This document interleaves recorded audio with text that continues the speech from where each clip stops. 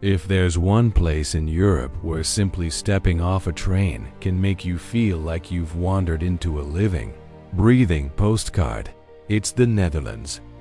A small country, flat as a mirror, where the sky seems to sink low enough to brush the fields, where water and people live side by side like old friends, and where everything, from an old bicycle resting against a railing to a red brick house mirrored in a canal, carries a fairy tale quality that feels strangely real. But the Netherlands also has another face, one that fascinates, divides opinion, and is so famous that many people remember only it, the Red Light District in Amsterdam. So what is the Netherlands really? A gentle European fairy tale, or a city that ignites at night behind glass windows? Or is it precisely that contrast that makes the Netherlands unforgettable? Let's start with the first sensation the Netherlands gives you, a peacefulness with order. Life here doesn't rush in a race against time kind of way. It moves like a steady canal quiet, but never dull. In the morning, Amsterdam wakes to the sound of bicycle tires rolling over cobblestones, a soft bell ringing like a polite reminder, and the smell of coffee mixing with cold, damp air. Narrow, tall houses lean slightly as if they're resting on one another, lined up along the canal like spectators at a festival. You look up at large windows and see white curtains, small flower pots, warm yellow light that feels like an embrace.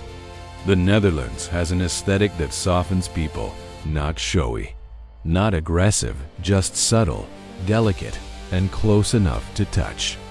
Step outside the city and the Netherlands opens into a country melody you've seen in films, yet in real life it's almost shocking how perfectly it matches the picture. Windmills standing in open fields, long dikes drawn like ruler straight lines, waterways dividing farmland into flawless geometric patches. And then tulip season arrives, an explosion of color as if someone poured an entire palette across the earth. Stripes of red, yellow, purple, and pink stretch all the way to the horizon, and suddenly you understand why people call this place a fairy tale land. But the Dutch fairy tale isn't distant or dreamy. It's built from work, discipline, and a constant negotiation with nature. The Netherlands is a country where a significant portion lies below sea level. In other words, it exists because people decided not to lose. They built dikes, dug canals, pumped water, and created new land. Walk along roads beside the canals and you'll see that water isn't just scenery here. It's a living system. Water is both friend and opponent, and the Netherlands feels like a calm manager. No shouting, no panic, just quiet designing, measuring, and doing things the right way. Maybe that's why, when you look at Dutch daily life, you sense a distinctive spirit. Freedom, but not recklessness. Openness, but not chaos. Modernity that still keeps a classical, old-world charm. That spirit is what makes Amsterdam a city that is both poetic and deeply real. By day, Amsterdam can be as gentle as a book. You cross small bridges over canals, watching boats glide slowly beneath a thin veil of mist. You step into a bakery and feel butter and sugar warming the air. You sit by a cafe window and watch people pass, students, office workers, tourists, an older person walking a dog, everything drifting by like a calm film scene. And then, as the sun sinks lower, the city changes its clothes, not transforming into a completely different place, but revealing a second layer of personality, bolder, more direct, and more complex. In Amsterdam, there is a neighborhood that even people who have never set foot in Europe know by name, the Red Light District, de Wallen. It sits right in the heart of the old city, among narrow alleys, canals, and weathered buildings. What's strange is this: one of the world's most controversial symbols exists inside an almost fairy tale setting, as if you're standing before a centuries-old house. But inside its window glows a bright red light like an invitation. It creates an instant contradiction: curiosity and hesitation at once, the urge to look and the urge to turn away. People often mistake the Red Light District for a lawless playground, but if you look closely, its core is tied to a very Dutch philosophy. Instead of pushing something into the shadows, bring it into the light to manage it, reduce risk, protect those involved, and control what could become far more dangerous. In that context, sex is treated as an area that can be regulated, taxed, monitored, and placed within a legal framework. It may sound cold, but it reflects a social choice. Accept reality, then try to make it as little cruel as possible.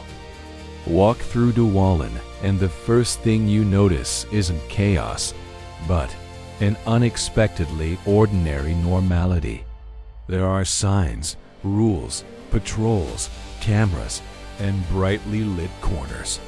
Of course, not everything is clean or ideal. This is still a complicated place, and that complexity can't be scrubbed away with a pretty story. But it's not the nighttime hell many people imagine either.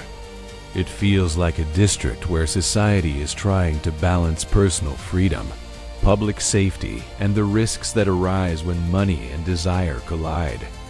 And it's here that the Netherlands becomes clearest in its own contrasts. On one hand, it's famous for openness. On the other, it takes responsibility seriously. Freedom in the Netherlands isn't do whatever you want, but do what you're allowed to do within limits that don't harm others. You can see that in bicycle culture. Everyone rides, everyone shares the road, yet disorder is rare. You see it in how cities are built: more public space, more human-centered planning. And you see it in the debates around the Red Light District. It isn't just about morality, but about social governance. In recent years, even Amsterdam has had to ask itself, what happens when a symbol of freedom becomes a massive tourism machine? When too many people come only to take photos, mock, turn workers into exhibits, and turn the district into a theme park for curiosity? At that point, the question is no longer ban it or not, but how do we protect respect and safety? There have been proposals, controversies, and efforts to reduce thoughtless tourism. It reveals a truth: the Netherlands doesn't stand still inside an unchanging fairy tale. It constantly updates how society works, just as it constantly reinforces its dikes against the sea. But if you ask, so what should I come to the Netherlands for? The best answer might be to feel its layers. You can start the day cycling along canals, crossing small bridges, passing trees reflected in the water like paintings. You can spend midday wandering a museum, letting history and art tell you what the Netherlands has lived through.